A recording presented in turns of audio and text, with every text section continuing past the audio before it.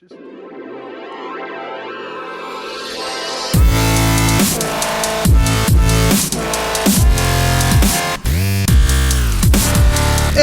what's up, everybody? It's the RCLman here. Welcome to RCL Podcast number 36. Have you ever had a situation where you waited for something and you waited to buy something and then once you bought it, it didn't work? Or no. It worked, but it didn't work quite the way you wanted it to? Well, this is kind of what happened to me over the past week, okay? So, I've been trying to make stuff better. I've been trying to make the streams better and the content, video content better and whatnot. And I'll get more into it later. But this real quick, this is the thing I want to talk about. So if you know what an Elgato is, I'll explain it real quick. If you don't, an Elgato is it's a game capture device. Essentially, you can plug it up to your Xbox, your PlayStation, your Switch, basically anything as long as it has HDMI. And you can record stuff onto your computer or stream through your computer, which is something that I've been wanting to do for a while. So, I have been wanting this thing, an Elgato. It's a HD60S, the cheapest version of the Elgato that they have. So, I've been waiting a while to get it. I got some money back. It came back. Let's just say it came back. I got some money saved up. I went to go buy it. I bought it. I plugged it all up the way it was supposed to. And damn it, if my computer was not good enough to run the Elgato. Now, it wasn't necessarily that. It's a little bit more complicated. So there's these two. Okay, so you know what a USB port is. You should know what a USB port is. You plug stuff up to it and whatever. So there are different kinds of USB ports. I guess now we have got USB 3 ports, which are, if you look at the inside of the port, it'll be blue. And that means you have a USB 3. But essentially, all of my USB ports on my computer were USB 2. Which means that I could not use the Elgato. I guess USB 3s can transfer data faster than USB 2s. And so that's why it required a USB 3. So I plug it up, download the program. I didn't even want to download the actual Elgato program because I heard you could use it with OBS, which is what I use. So I was like, cool, I'm just going to use it on OBS. And then I plugged it in, it was like, no, you got to use it on whatever and whatever. So I downloaded their program, plugged it up. It said, hey, you need USB 3. So the reason why it's okay is because so I'm not a computer guy. When I bought this gaming computer, if you're familiar with the channel at all, at first when I started, only had PlayStation. Then I got a gaming computer, helped with editing. It was so great. If you can get a desktop, if you're doing something like this, with a lot of it's a lifesaver. It's so great. Anyway, bought that. I had to buy a separate piece that had USB 4 ports, and so I waited 2 or 3 days for that to go in, or to come in through Amazon. And I was so surprised. It was so easy to plug in. Literally, I took the side of my computer off. There's a little thing there right above the graphics card. I don't know if you know anything about motherboards or anything, but it's a PCI slot, I think is what it was called. I mean, you just plug it in, and that was it. I was so... Because I thought it was going to be some whole operation where I was going to disassemble things and unscrew things. And I mean, yeah, there was a little bit, but not a whole lot. And so, yeah, dude, I just plugged it in, downloaded the drivers, plugged in my thing, and we got it. And now I can use the Elgato. So the other day when I was streaming Minecraft or whatever, it was great. It was it worked the entire 5-hour stream. Which, by the way, I did a 5-hour stream for the first time ever.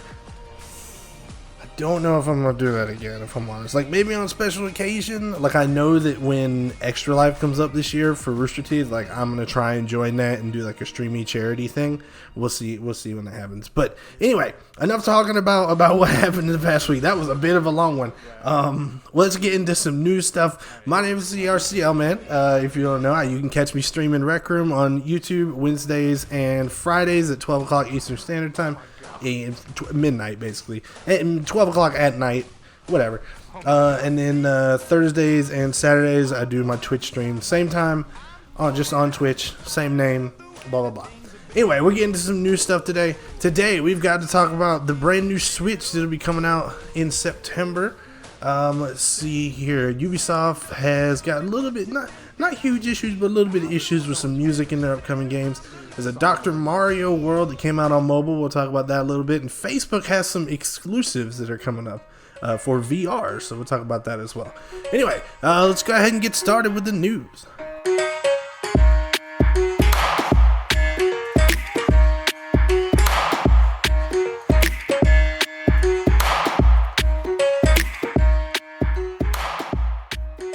Alright, so first things first, new Switch, right? Switch, a while back, there was, I said, and other places have said it too, there's going to be two Switches coming out. We've got the normal Switch that we have now, and then we'll have a lighter, like more portable, cheaper Switch, and then we'll have like an elite Switch, like a more pro gamer type Switch.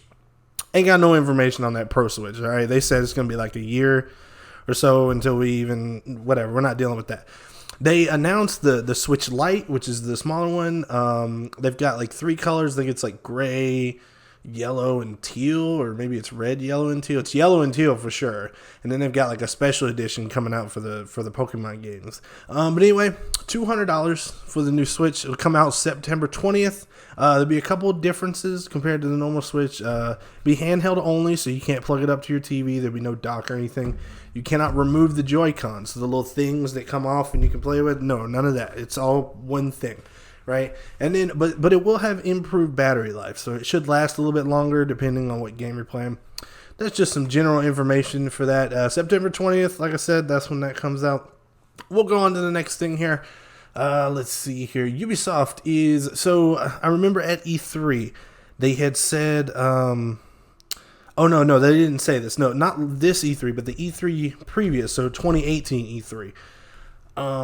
There was a game, Beyond Good and Evil 2, and I remember they had a presentation or like a thing where I think it was, who's the dude from Lord of the Rings? Who's the guy? Freaking I can't remember his name.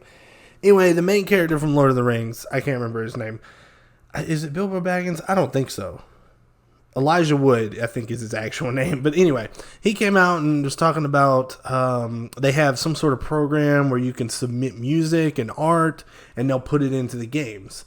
Now, Ubisoft has now announced that they're going to do the same deal, at least music-wise, for music, on Watch Dogs 3.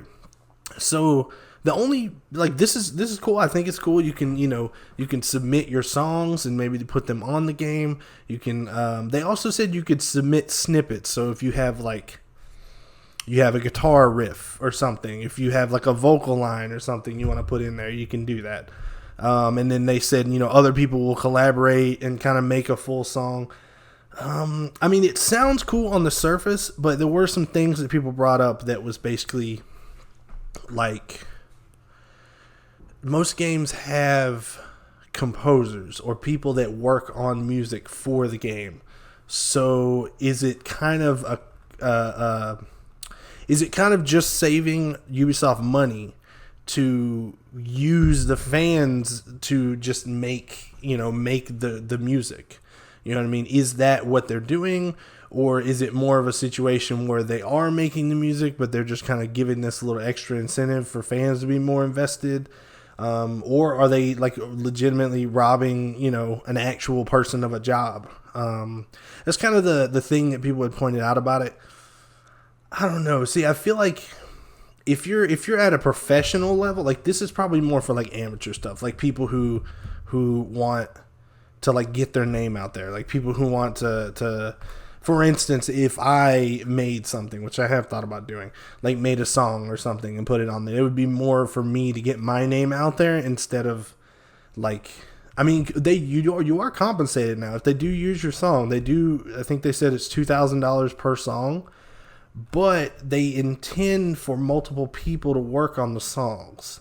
So then it has to be split up. So for instance, you submit a song and then they have their people like go over it and remaster it or remix it or something. Well, in that case, you still only get, assuming it's only two people, you still only get, half of that $2,000. So just some new stuff there. Tell me what you think in the comments. There's a reason to comment down there. Okay. So next up, Dr. Mario World came out on iOS and Android. I personally have not played it. I have played the old Mario World, like the old one, like on Super Nintendo. I think it was Super Nintendo. Whatever. I played the old one. From what I've seen gameplay wise, it's a little bit different. Like instead of it coming from the top, it comes from the bottom, and there's like viruses involved, and I don't know. But one of the negative things that I have heard is that it's like it's a mobile game. So mobile games are microtransaction-y. That's literally like if you get a mobile game, you know that number one, you're going to be served ads. And number two, it's going to be microtransactions. Somewhere in there, you're going to run out of diamonds, or you're going to run out of jellies or hearts or whatever the in-game currency is. So from what I've seen, it's like you get like an hour or 2 hours in the game. And then after that, you kind of hit that like paywall, which kind of sucks, man. Like it's like you only get 1 or 2 hours. Like it's something about hearts, like you get unlimited hearts or something for only a limited amount of time, and then after that, then you start spending the hearts to play levels, and then after that, eventually they run out, and like I don't know all of it again. I haven't played it, but kind of hate that. You know what I mean? Like I heard good things about the game, and I was like, yeah, totally, I'm gonna download this game and try it out. And then people started saying, oh yeah, but you only have it for like 2 hours. And then after that, it's done. And I was like, okay, well, I'm not even giving it a shot now. There's no reason for me to even pick it up at all. But, you make your own opinion on that. If you can deal with it for like 2 hours. Me, I'm just like, I can't. If you're going to put a paywall in after like 2 hours, I'm already done with you. All right, and then the last thing here, which I thought was pretty cool. Facebook, who owns Oculus, Oculus Quest for all you Questians out there, they have reportedly signed some kind of deal with Ubisoft, and they will be making or allegedly, I guess they haven't necessarily confirmed it. Maybe they have, I don't know. A Assassin's Creed VR something. It probably won't be like a full game. It'll probably just be like a little, like, almost like a... Have you ever played the Batman Arkham, like, VR experience thing? Like, it'd probably be something like that, like something small. But Assassin's Creed, and then also a Splinter Cell, which we haven't seen anything new. Splinter Cell, I mean, technically there's like a little game that they came out with. It's like Tom Clancy Collection something that they showed at E3, but it's just kind of a new, like probably a new like Splinter Cell VR experience, and then like Assassin's Creed experience that'll be coming exclusively to the to the Oculus. So that's pretty cool. We're starting in with the exclusives for VR. They also mentioned in that article, just for me personally, just because I like Insomniac. Insomniac's the person that made Ratchet and Clank. Insomniac made a VR only thing that was for Oculus, and I didn't even know about it. So, but still, mull that around. Put in the comments what you think about that stuff. Let's move on to channel stuff.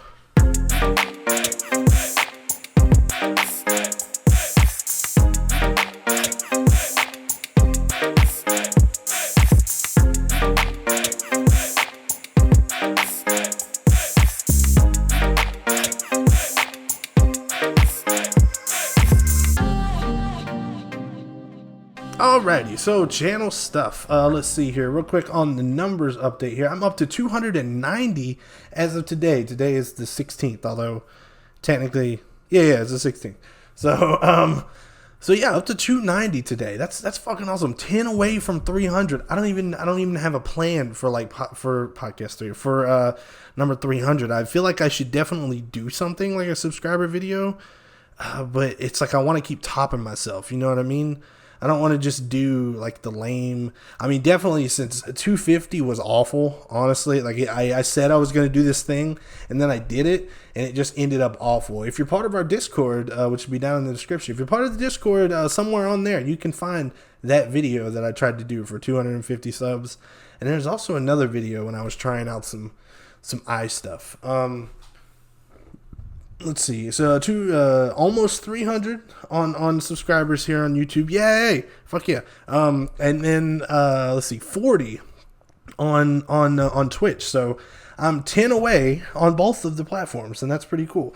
Hopefully I'll get. I don't know about the Twitch stuff because Twitch is growing very, very slowly, but that's fine. I don't stream on there a whole lot. What can I say? you know what? I'm fine with it. The growth is fine. You know, I wish it was faster. At the same time, I'm absolutely ecstatic that it is going this great. It's fucking awesome. Anyway, so I've just been kind of looking over it. So I want my Let's Plays to do better. I feel as though my Let's Plays are getting, it's a lot of oohs and ahs and like some like reading text that I see in front of me, but not, I feel like I could do better. And so I found this thing, and I know that other Let's Players have kind of done this, and so I'm going to try and do it. We'll see. I could really have to get the money for it, but there's these improvisational classes, and I think I'm going to, if I can get enough money together, which I should be able to, I think I'm going to sign up for them. It'd be a 6-week course, and I would have to like go up on stage and do some stuff, and that makes me really, really anxious and nervous. But from what I've seen, like the results with other people that do what I do, I think that it would greatly improve my entertainment value, or at least, you know, the videos and everything. I think it would make it better. So I think I'm going to try and do that. And hopefully, you know, over the next couple weeks. It starts in August, so I don't know. We'll just have to see. But I really want to do that and see if I can make the videos better, because I feel like, yes, I can make the content, but I need it to be better. I don't need it to just be, oh, this is a Let's Play. I need it to be better. Like, I don't know how to explain it. The definition of insanity is to do the exact same thing and expect different results. And so I'm trying to change something to make it better. You know what I mean? Let's see. I don't quite know what I'm gonna do. So I'm enjoying the way I'm doing the streams with the Rec Room streams. You know, I do them on Wednesday and Friday, and then if I can get something out of them, I turn them into just videos with thumbnails and everything. But if I can't, which is kind of what has happened with the last few, I guess I'm trying to figure out what to do with them, because I don't want to just leave them unlisted. I mean, I've taken them down, like legit. If I don't think that I can find a cohesive like story or like point to it, I'm just kind of like, all right, well, I don't really want to put this up. And that's what happened with the last two. So I think I just kind of need to do better with the Rec Room streams and like find a specific, like, hey, during this stream, we're going to play this game, or I'm going to do this thing specifically so that I can make it into a video. I'm not quite sure how to approach that, but so far, I mean, out of what, I've done 4 of those. So out of the 4, I think 2 of them have been actual videos, and the rest of them I had to leave unlisted. So we'll just keep working on it. Hopefully we'll be able to like get a good solid like pattern down, or some good ideas down, or something like that.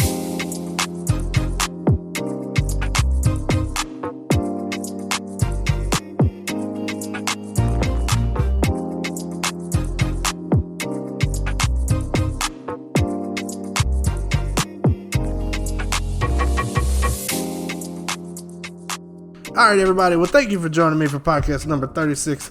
I think it's a pretty good show. I feel like I kept the energy going, you know what I mean? But it might be a little bit rambling. Who knows? Whatever. If you did like it, like, subscribe, all that good stuff. We'll see you in the next one. RCLman out.